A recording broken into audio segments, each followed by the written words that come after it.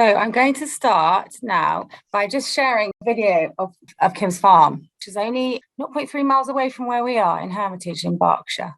The video that I saw when I looked at her Instagram site, and I just was like, wow, is this near me? So I'm just going to set the tone so you can sort of imagine where Kim is every day when she's not in America or doing other things like Malvern Spring Festival.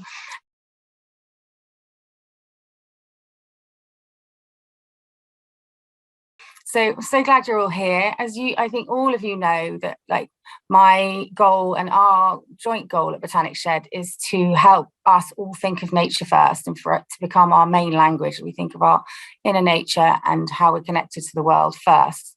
So biophilia can become the leading language, and everything that we do is to help nature thrive and be stronger.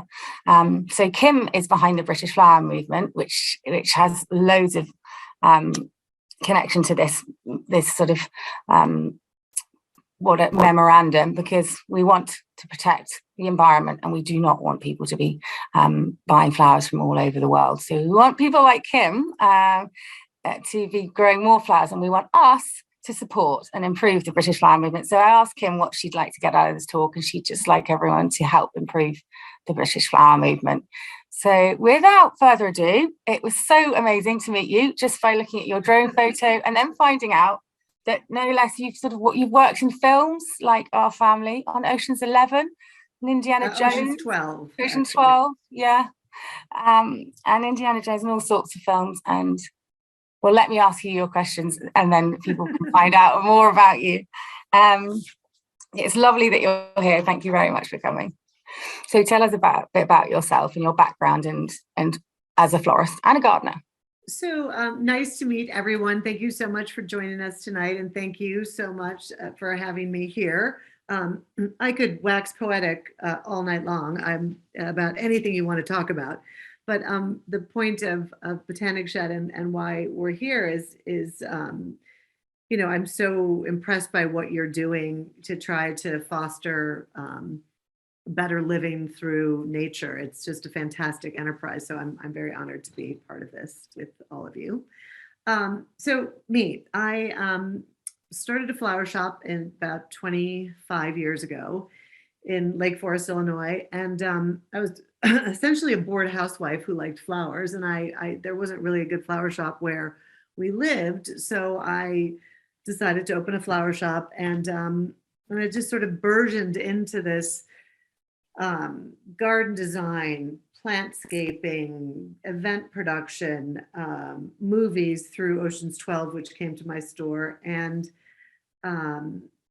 then in 2009, I was asked by the Obama White House to come and do the flowers there. So I just sort of feel like I'm a Jane of all trades and a master of none, but I've had a very fortunate experience in my career. And I'm just so grateful that the Circle Tour has brought me to England, the hotbed of gardening and all things flowers and nature, by way of my marriage to my second husband, Fergus. And he very kindly let me take over a piece of property here on his family's farm and start Marlston Farm Girl. So that's the Reader's Digest version of my story. And I'm happy to answer any questions when we're done, if you are interested in more detail in any part of that. Yeah. So how did you feel that your childhood has affected the way that you feel about nature and flowers? So it's so pivotal for me. And I think that when you find people who are doing something like a flower farm or have a really special allotment or are growing things, they all come back to some central story in their childhood. And it usually involves a grandparent. It's the oddest thing. So my grandmother had a summer house. She lived in the city of Chicago, and she had a house on a lake. And we'd spend our summers in this bucolic, area, running up and down property and jumping in the lake and having a blast. But she had a garden, and like literally my first memory of my grandmother is potting petunias in her window boxes. Like I remember all the different striped colored ones and how now garish they seemed to me. But it was just like the highlight of the summer. And she had, huge bed of peonies and huge bed of hydrangeas. And then my father decided to have a vegetable garden. So we all got to help do that. And then, from the time I was little, I never really knew any different than that. And when I was married and moved in to my first husband, we moved to Lake Forest. I set about making a garden for my children. We had a vegetable garden and perennial borders and lilac trees and an orchard. And I think it's so deeply ingrained in me, I wouldn't know what else to do. Oh, that's right. The way that you look at nature is ingrained in you. That same as me, and I think same as so many people. What are the landscapes that inspire you the most and make you feel most alive? Oh wow! Well, I'd have to say, and this isn't really appropriate to flowers, but it is very much so to nature. I'm a Cancer. I'm a water baby. Like to me, I can be moved to tears by the ocean, and that kind of thing is really, really special to me. We spent the last 25 years spending our summers in Nantucket, which is a little island off the coast of Massachusetts. I think, the sea and water is something that is so powerful and so moving. Like that's my favorite landscape. But if you're talking about gardens, then I've got to start with Sissinghurst. So that would be my dream garden. Oh wow! I think you just cut up. Have you gone? No, you're there. You're there. You just disappeared, and then you're back again. Sissinghurst is beautiful. It's absolutely stunning. But water. I'm a Cancerian too. Are you? Yeah, oh my yeah. God, you tell me your birthday is on July 4th, then we It's are July the 5th. from another minute. No, it's my sister's July the 5th. I'm July the 8th. Wow. So water landscapes make you feel so alive. Do you have water features in your garden? I don't. It's not that kind of water. Like I don't. That doesn't do anything for me. It's the sea or the movement of a body of water. That's very tidal and. Yeah. So with this incredible flower farm that you've created, not in a very short time, I think. I know it's a baby. It's definitely in its nascent stages. But it's growing quite fast, and you've got quite a lot of plans on it. Can you tell us about the motivations behind why you set the farm up, from an environmental perspective too? There's always been this. It's twofold. One is like, at a certain point, you run out of space in your own garden and you want to grow more things, right? So that, has always been, we have a nice piece of property, but there are some limitations here because we're in an area of outstanding natural beauty. So even though there's 5 acres behind our garden, we can't really do anything to it because the setback, you can only have a little bit of garden, and then the property is farmland. So you can't develop it or put flowers on it. But in the back of my mind, this has always been sort of a little pet project of mine. It really started, my husband and I took a walk around the property, and I came across this. So my husband's family has 380 acres here in Marlston. And we were walking when we first started, being together. And there was this stand of laurel trees. And it was like the most beautiful stand of laurels. And I said, oh my God, where did these trees come from? And he said, oh, I think we planted them like 7 years ago. I said, well, who prunes them? Who takes care of them? He's like, oh, nobody. They just grow like that on their own. And we just put them down for cover crop for the pheasants. And I was like, nobody did anything. And you've got this acreage of beautiful laurel trees. And I thought, well, we should have a tree farm because the ground is so fertile and trees actually like it. And, there's not a lot of places to buy specimen trees. And that was sort of germinated in the back of my mind. And then I came across someone called Erin Benzikin. I don't know if any of you have heard of Floret Flowers. I mean, she is the OG flower farmer. She literally, she's 1 million followers on Instagram. Everyone should follow her. And she just inspired literally not only a nation, but a world of flower farmers. And I really thought, well, why can't we expand the tree idea and have a flower farm? And then COVID happened and there was not a lot to do. And I looked at my husband, I'm like, we should try this. And so I took a piece of our 5 acres in the back and and built like a little sort of allotment sized piece of property. It was like 70 feet by 30 feet or something like that, just to test out 100 different flowers, just to see how the soil was, see how the flowers reacted to it. Were the deer or the muntjac going to be a problem? Were there bugs that were going to be a problem? And things just went like this. And I'm like, we have something here. So that fall, the fall of 2020, he agreed to let me turn over a piece of the property. We took a little 18-acre piece of it and carved out 2 acres of it for a flower farm. Amazing. You mentioned muntjac. I was just like, God, it hasn't even crossed my mind yet about how you keep muntjacs away. But this comes to my next question. Can you tell us how the farm works at the moment and what you've got, what you're producing? So we produce flowers. We are starting to grow. We're going to cultivate another 2 acres. Actually, this week we're going to mustard and let that do its magic on the soil. It also is a good beetle reliever. What is? We just missed that. I think. What is a good beetle remover? Mustard, cayenne mustard, and regular mustard. So we're going to grow that and cut it down and turn it over into the soil once it dries out. But we'll grow shrubs. We started, it was just me and my husband, like setting up that farm that you saw there. And we hired a farm manager in April of 2021. And then I found this fantastic woman to come help us in the summer of last year. And now we have 3 additional people helping us, and we still don't have enough time. So we're just really churning out massive amounts of flowers at this point, and planting massive amounts of flowers. We just put in 1,000 dahlias. We're going to put in 3 new beds on one side and 3 new beds on the other side, 6 more beds to do more shrubs and guelder roses and hydrangeas. And I'm always thinking about another thing to plant. When you're talking about your beds, what are the dimensions of them, and how many different plants have you got? Do you know? Like, if not varieties. I do have it on a PowerPoint somewhere. So we planted. Well, so the farm started out. What you saw there was a week ago. But the farm really started out with 4 quadrants, and there were 2 perennial quadrants and 2 annual quadrants. And I think we grew like 20,000 annuals or something in our annual beds.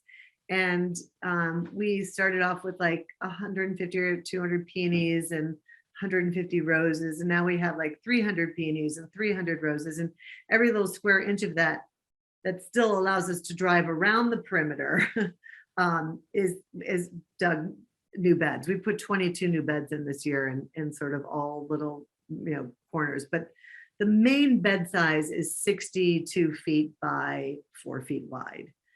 In some areas we've squeezed in like a 3-foot bed, or there's just one bed that we have of this beautiful little plant called Selene, and we just kind of tucked it into a 2-foot by 60-foot bed. So we're really bursting at the seams at this point. We put in 16,000 tulips last fall, which all bloomed in 1 week this year. I will say, it's been quite a learning curve. Yeah, that's the thing. Like, what are the sort of major lessons that you've learned through setting up the farm? Well, for sure, ignorance is bliss, because last year we just sort of did it and didn't really have a plan. And my husband kept saying, like, so what's the marketing plan? I'm like, I don't know. I just got to get the plants in the ground. I just got to get the plants in the ground. And he's like, well, who are you going to sell it to? I'm like, I don't know, but if I plant it, they will come. And we just sort of chased our tail all year, and there wasn't enough time to be like concerned, about really anything other than getting it, running and getting plants in the ground. And it's now like, this year the salad bar is open. We are seeing bugs that we've never seen before. I mean, who knew that there's an aphid just for lupins? And who knew that there was a aphid just for viburnum? So now there's 6 more aphids to deal with versus your green fly, black fly, and white fly. So it's been a huge learning curve, and the weather was pretty sensational last year. we did have that weird cold snap, but in some respects that helped us because there are a lot of plants that like the cold. But like this year, we literally had 7,000 tulips bloom in 1 week. And the tulips were supposed to last for about 6 weeks of blooming. And there was no middle. If you know anything about tulips, there's early, mids, and lates. Well, there wasn't. They were just all at the same time. So, so how does it work in a week in terms of orders? What type of clients do you have? So, I mean, every week is different. We have standing orders. We do weekly subscription services to people. We provide flowers to Queen Anne School, to Brockhurst School. We've got a regular rotation of florists, but they're all different. They have different requirements. And, you know, we have like 4 weddings, I think, booked so far this year. We'll have a sweet pea cut your own day. We'll have a dahlia workshop. We'll have wreath making workshops. Every week is different. There's no continuity whatsoever. I called a florist asking me if I had 1,000 sweet rocket, if I could have 1,000 stems for her on Friday. I'm like, sure. So, but I didn't know that before 4 o'clock this afternoon. So, but you were luckily you were growing that much sweet rocket. Yeah. Wow. And I just think, what are your, I wanted to ask you what you did at Malvern. I know I haven't put it on the question list, but what do you want to just give us an insight into your experience at Malvern? Yes, so I'm part of an organization called Flowers from the Farm, which is a fantastic collective of flower farmers and allotment growers and people who are interested in growing commercially.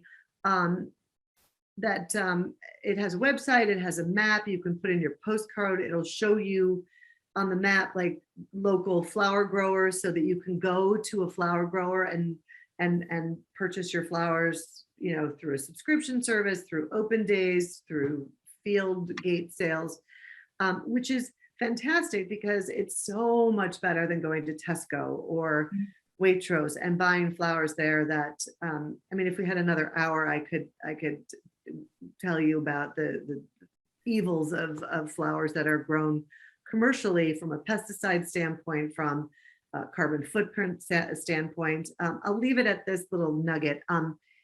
14 roses that are grown in a hothouse in Holland that's heated by propane, that uses energy that's not renewable. It's the same carbon footprint as growing or as flying from New York to London on an airplane. So it's a massive, you know, differential between buying something that's grown locally and buying something that's mass produced in Ecuador or Colombia, and then getting on an airplane and flying over here and being trucked across the channel. Like, I mean, there's massive difference between that.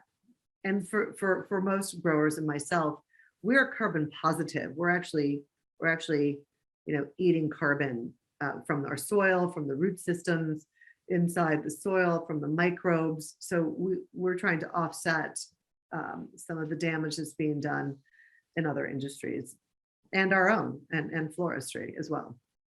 Yeah, and not to mention the pollinators are so much happier.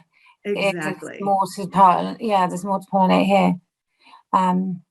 So what I suppose, what are your hopes for the future of British flower farming? Do you have a vision, or is there a vision that you've attached yourself to? Yeah, so I currently British flower growers can supply 9% or 10% of the flowers that are purchased in England. So that means 90%, conversely, are brought in from some other place. You know, there's not enough supply to, like, there are florists all over the country clamoring for British blooms who want to buy British, and there aren't enough growers, and there are not enough scale growers. You know, there are not enough people who grow. You know, we toyed with the idea at one point. We were so successful with our dahlias last year. I'm like, maybe we just grow dahlias, but that, you know, is don't put all your eggs in one basket kind of thing. I have to think about that too. But there are people who only grow tulips and only grow daffodils and only grow roses. And there's still not enough for to meet the demand of florists alone in this country. So I would like to, I have large scale visions of having a really big working farm. That's what I would like to do. I'd like to have 6 or 8 acres under cultivation, and have more polytunnels that are unheated, that we can, start things and grow things successfully. There's a lot to talk about in this area, and I don't feel like there's a militant aspect to some of this, and people get very upset about, rightly so, about using oasis. It's a terrible, terrible thing for the environment. It's a terrible thing for people to breathe. But there are people who feel like, well, then you just shouldn't have flowers from November to March. And I don't believe that. I feel like if you're a bride and you're getting married in January, you really shouldn't carry sticks for your, if you don't want to. You should be able to, if you can. Everybody does the best they can.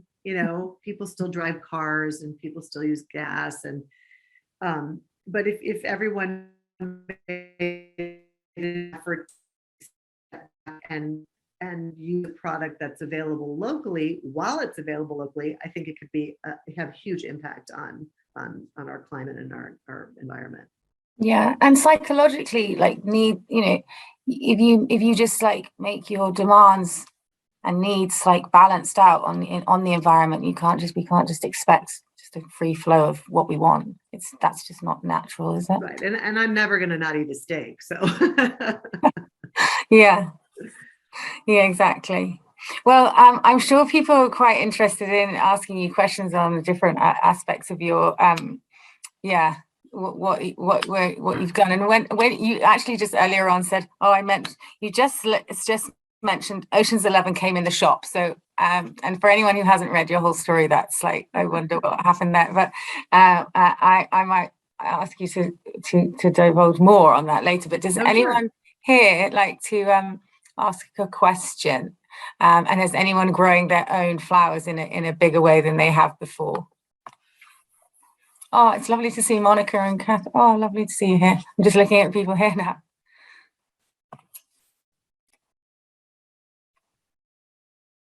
Any questions? For now, can I ask you to explain what happened with Ocean's 11 coming into your shop? What does that mean? So I got a knock on the door from somebody who said he was from Warner Brothers, and he said, we're in town filming a movie, and we're thinking of maybe using your store's location. Would you be interested in it? And I said yes. And he said okay. And then he came back, and he said, this is Ocean's 12, and this is Jerry Weintraub, and this is Steven Soderbergh. He's the director. And they looked around, and the next thing I know, there's like a busload of men with tape measures and flashlights, and they're looking at the store, and they used it as the location for the movie. And then you from there just met more people in the movie world, and then movie world florist. And I said, this is really fun. I like hanging out on a movie set, and I had some really wonderful mentors, and they all got me in the union, and I started doing movies. Because my shop had been going on for about 8 years at that point, so it was a pretty well-oiled machine, and I was, I had the 7-year itch, so to speak, and I decided I was going to try something different and keep the store at the same time. Yeah, and have you still got the store open? No. The store closed in February of 2009 because there was a really, really big recession in the States in 2007, end of 2007, 2008, with the housing market crash, and it really massively affected my business. I became a completely, disposable product. So we people didn't really were tightening their belts, and they didn't need flowers. So, when it hit the community that I lived in, where people would, have massive parties, and like this client I'd had for 10 years decided to not do her massive Christmas party because it didn't look right. It was like the writing was. You knew that. Yeah. I have some questions here. From Catherine Kendall. It's so interesting. She says, how do you get past what you have in the farm versus what people order months in advance? Well, that's actually a really good question. I think that people, like from a florist standpoint, florists generally know what is in season. And they also, if they use British flowers, are very pragmatic with their clients about availability and sort of narrow the scope of their projects to a colorway, which makes it easier to sort of navigate through what flowers are going to be available. Instead of saying, you know, I want all peonies on June 14th, you may or may not have peonies on June 14th. This year, you're going to have them probably a lot earlier than you had them last year. We were cutting tulips last year, you know, till the end of this month, till almost June. And, you know, tulips have been over for 2 weeks. So there's a season, there are flowers that are spring flowers, summer flowers, fall flowers, but there's a fluidity there that you really can't manage because you're at the whim of the weather. And you know, I think people who garden understand that, florists understand that, and I think that, you know, we have to educate people to but it not be an issue.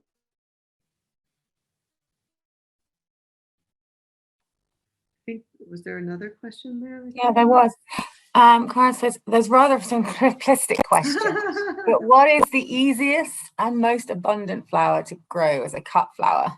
That is an easy answer. Dahlias. They are workhorses. You start with a little tiny, you know, tuber, and you get like, you know, not hundreds of flowers from one tuber, but you get, you know, 20, 30 flowers, you know, maybe more. And then at the end of the season, you dig it up and you've got 8 more tubers, which you can replant. And then, you know, I started with 20 tubers one year, and then I got 60 tubers and 120 tubers, and I had 200 tubers. And then I had some disease because I had a bad, a bad tuber from a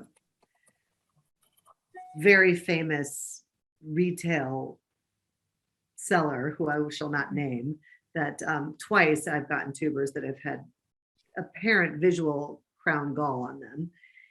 And that destroyed my my dahlia collection, so I had to rebuild.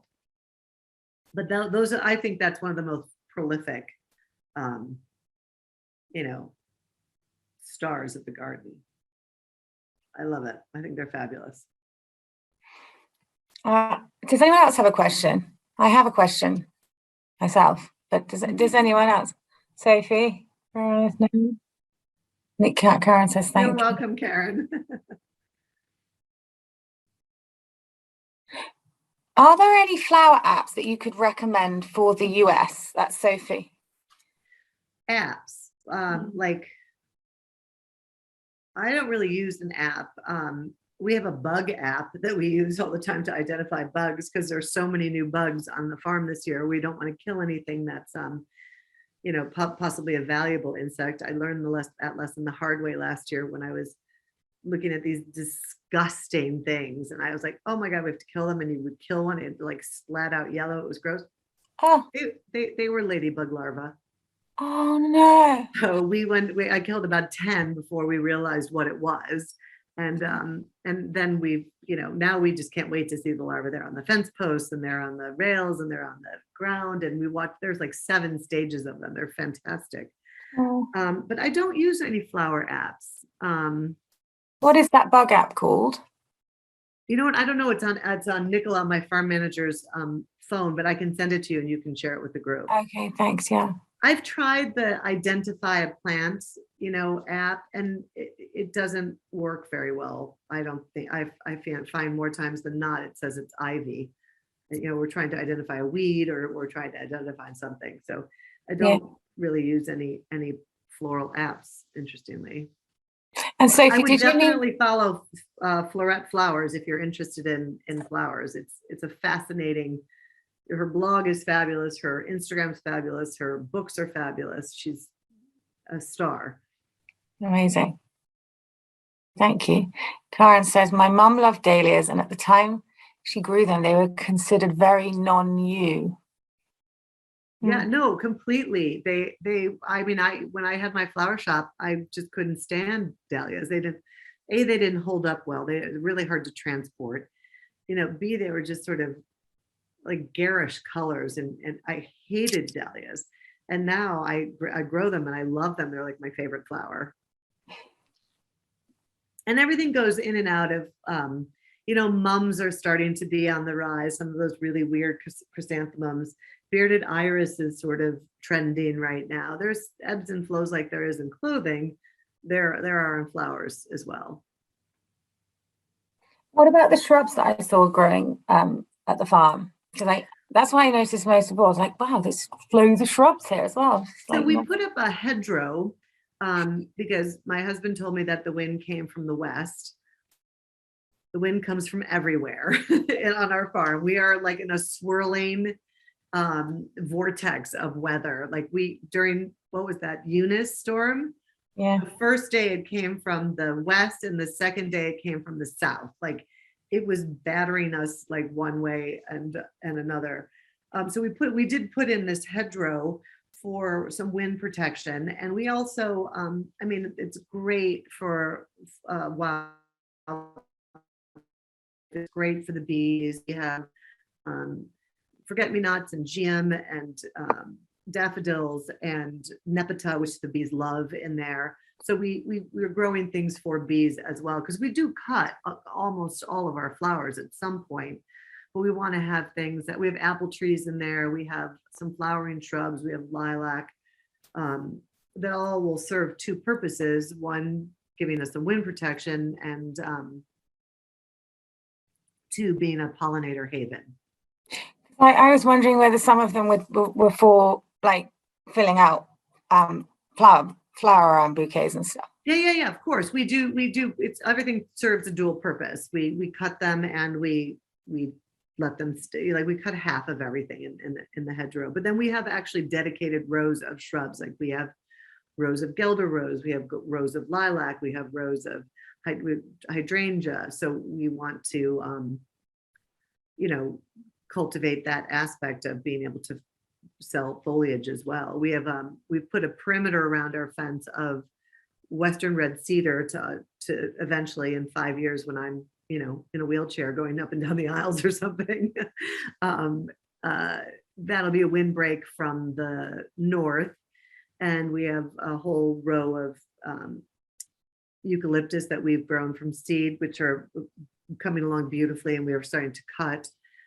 We've put a hedgerow up of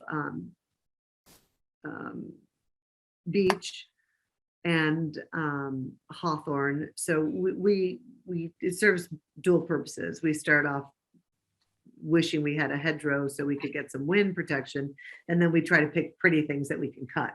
Yeah. Oh, lovely. Oh, yeah. Anyone get any other questions? Or would you guys like to say hi to Kim personally? No one wants to get off mute. Hi, thank you very much. Yeah, it was wonderful. So, so many sort of amazing, inspiring things. Oh, thank you. Well, if anyone is local, we'd be happy to have you come take a look at the farm. We'll have open days throughout the summer. And if you sign up for our newsletter, we can let you know. Oh, wonderful. Yeah. I'm actually not too far. So yes, that'd be great. Oh, fantastic. And we're at Vickers Game on Saturdays, normally selling our wares out of our big red 1957 Chevy Apache pickup truck. So if you'd like to come say hi. Amazing. Oh, that's lovely. Oh, that'd be good. That's fantastic. Well, fantastic. Thank you so much. Oh my God, it was delightful. Thank you. And That's thanks for all brilliant. being so protective of our environment and nature and working with it as opposed to against it. Yeah. Well, thank you as well. I will share the bee app with everybody at the end. Also, the drone is on Facebook and LinkedIn. So, but hopefully see some of you down at the farm then. Good night. Thank you. Good night. Thank you. Nice to meet you all. Bye. Bye. Nice to see you. Thank you. Bye. Thank you. Bye. Thanks a lot. Ooh, bye, Lara. Bye, Monica. Thank you. It was lovely. Thanks for organising it. Bye. Bye.